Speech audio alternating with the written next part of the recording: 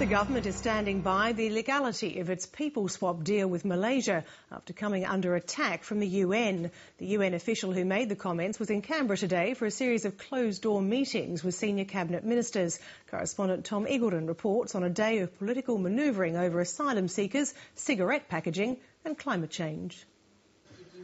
The comments from the UN's refugee commissioner were unequivocal. Australian law applies to processing even if it's done outside the Australian waters. At a public forum in Sydney, she didn't hold back from fierce criticism of the scheme, which would see 800 asylum seekers detained in Australia sent to Malaysia. I think it violates the refugee law. They cannot send individuals to a country that has not ratified the Torture Convention, the Convention on Refugees.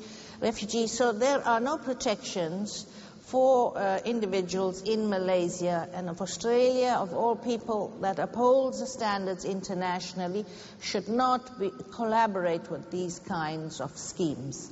But it was a more contrite commissioner in Canberra today, following closed-door meetings with 3 cabinet ministers. She'll meet the Prime Minister tomorrow. I've been given a lot of information. That's useful for me. Are you still concerned Australia is in breach of humanitarian law? I'm looking into that after I receive assurances and so on.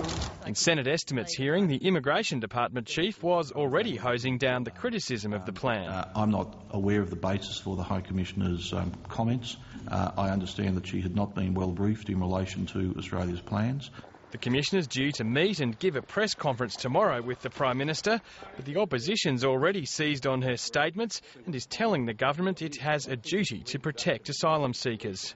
At the moment, there seems to be no formal guarantees or no formal arrangements that would give a guarantee of that protection. So I think these are legitimate questions to be raised about this 5-for-1 people swap deal.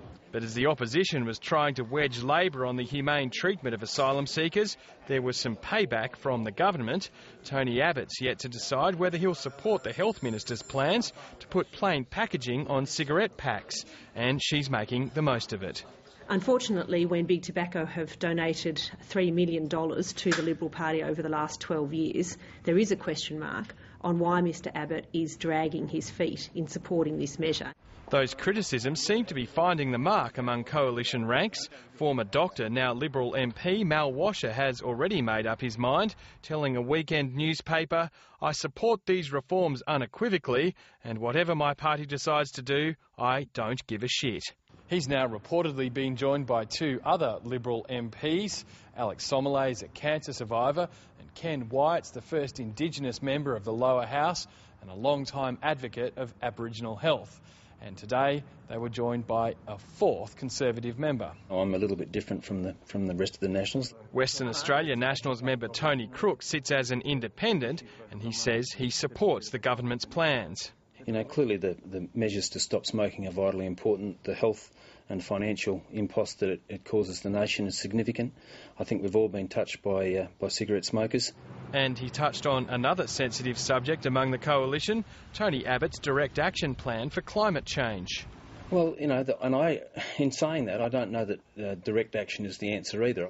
That echoes Malcolm Turnbull's criticism last week. Today, though, he was showing a united front with the man whose job it is to sell the direct action plan at a forum held by the government's climate change commissioners.